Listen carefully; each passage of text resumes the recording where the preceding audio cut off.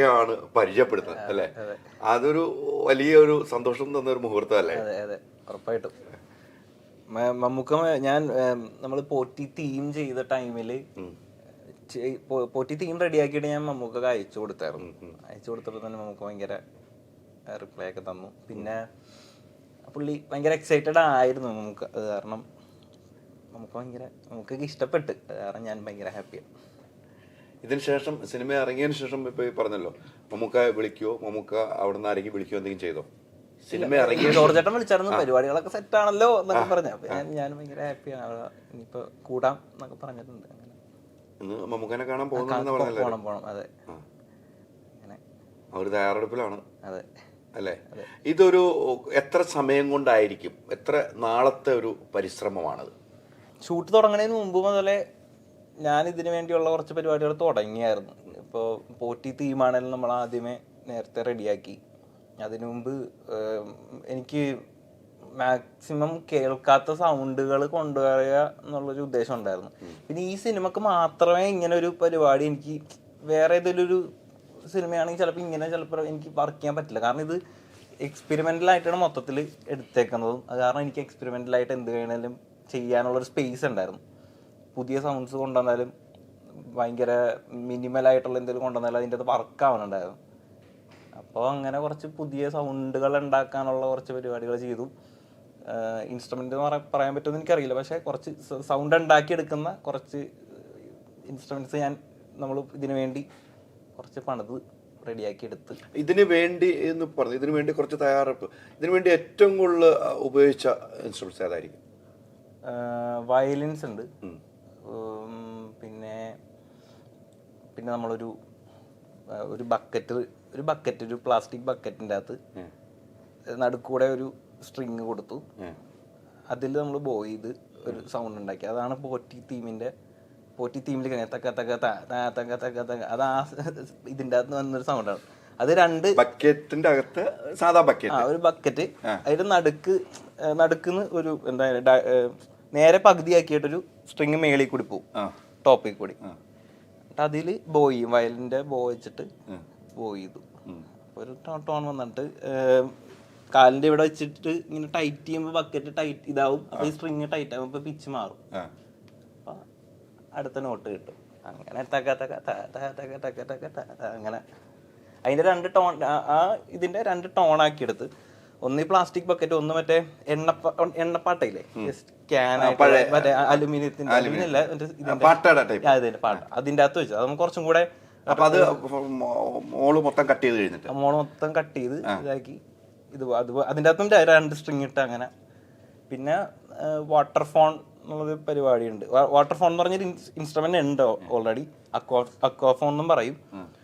അത് വാങ്ങണമെങ്കിൽ കുറച്ച് എക്സ്പെൻസീവ് ആണ്. അപ്പം ഞാൻ എന്ത് ചെയ്യാന്ന് വെച്ച് കഴിഞ്ഞാൽ നമ്മളത് ഉണ്ടാക്കിയെടുത്തൊരു 2 പാത്രമൊക്കെ വെച്ച്, സ്റ്റീൽ പാത്രമൊക്കെ എടുത്ത് ഫ്രണ്ട് എടുത്തിട്ടുണ്ട് വെൽഡ് ചെയ്യണം. അപ്പം നമ്മളത് വെച്ച് കുറച്ച് അതുപോലെ തന്നെ അതിൻ്റെ കുറച്ചും കൂടി കസ്റ്റമാക്കിയിട്ട് അതിനെങ്ങനെ കുറച്ചുകൂടെ പുതിയ നമ്മുടേതായ ഒരു സൗണ്ട് ഉണ്ടാക്കിയെടുക്കാമെന്നൊക്കെ വിചാരിച്ചിട്ട്.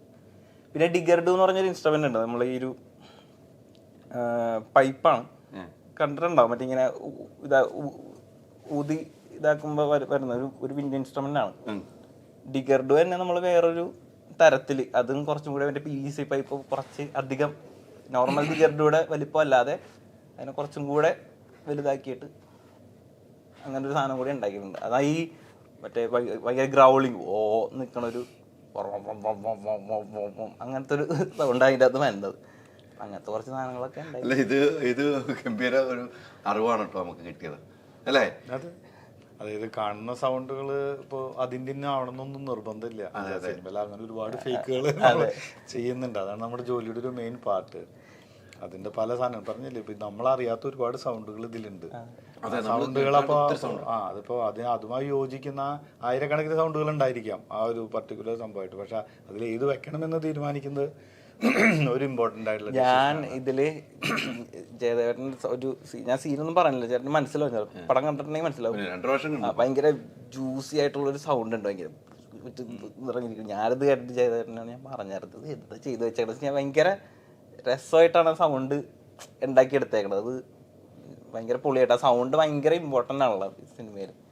ഭയങ്കര രസമായിട്ട് ഞങ്ങൾക്ക് രണ്ടും കറക്റ്റായിട്ട് അത് അല്ല അത് എത്തിക്കാൻ പറ്റിയില്ല. നമ്മള് സൗണ്ട് എടുത്ത് വെക്കുന്ന ആ ഒരു അവിടെ കൊണ്ട് വെക്കണ്ടേ, അതെ അതെ, അവിടെയാണ് ചെടി. അല്ല പിന്നെ ഇതിലെന്ന് വെച്ച് കഴിഞ്ഞിട്ടുണ്ടെങ്കിൽ മമ്മൂക്കനെ പോലത്തെ ഒരു മഹാനായ നടൻ അവിടെ നിൽക്കുമ്പോൾ പുള്ളിയുടെ വോയിസ് കേൾപ്പിക്കുക എന്നുള്ളൊരു ഇതും കൂടി ഉണ്ട്.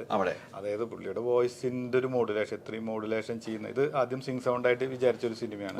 പിന്നീട് പല ഇതുകൊണ്ടും ഇതൊക്കെ വെച്ചിട്ട് ഇതൊരു ഡബ് ചെയ്യാന്നുള്ള തീരുമാനം എടുത്തു. അപ്പം ഞാൻ മമ്മൂക്കയുടെ ഒപ്പം 3 പടത്തിന് മുമ്പ് ചെയ്തിട്ട് 3 സിംഗ് സൗണ്ടാണ് ചെയ്തത്. അപ്പം ഇതിൽ ഡബ് ചെയ്തു.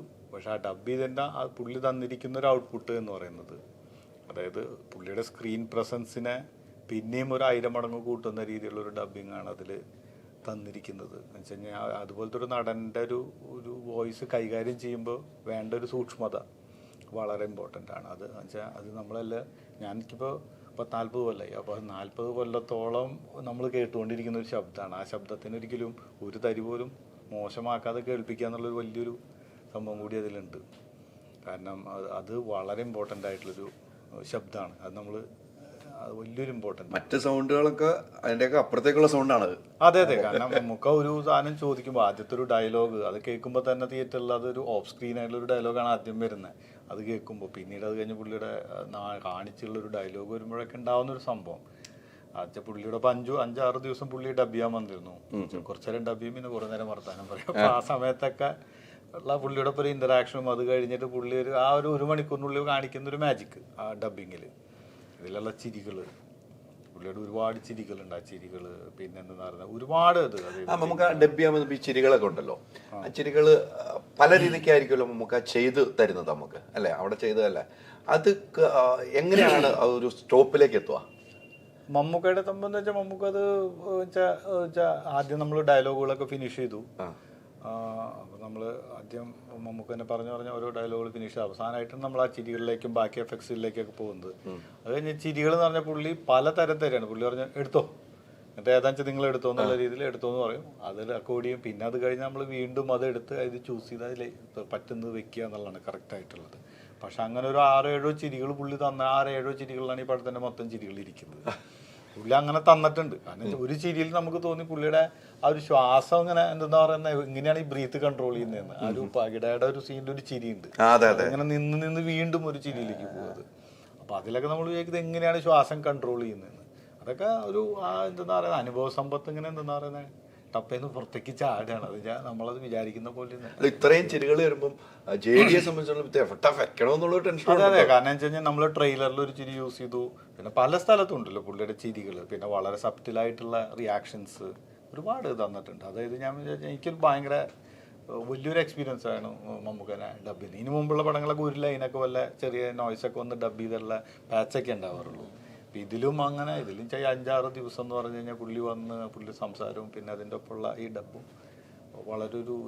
വളരെ ഈസിയാണ്. വെച്ചാൽ പുള്ളി ആദ്യത്തെ ദിവസം തൊട്ട് ആ മീറ്റർ പിടിച്ച് ഡബ് ചെയ്തു. കാരണം പുള്ളിയോടൊന്നും നമുക്ക് പറയാനില്ലല്ലോ, അതിനെക്കുറിച്ചൊന്നും പറയാനില്ലല്ലോ. കാരണം വെച്ച് കഴിഞ്ഞിട്ടുണ്ടെങ്കിൽ അത് പഠിക്കാനേ ഉള്ളൂ. എങ്ങനെയാണ് ഒരാൾ പെർഫോം ചെയ്ത് നോക്കി കാണാനേ ഉള്ളൂ. അത് മോശമില്ലാതെ ആളുകളിലേക്ക് എത്തിക്കുക എന്നുള്ളൊരു.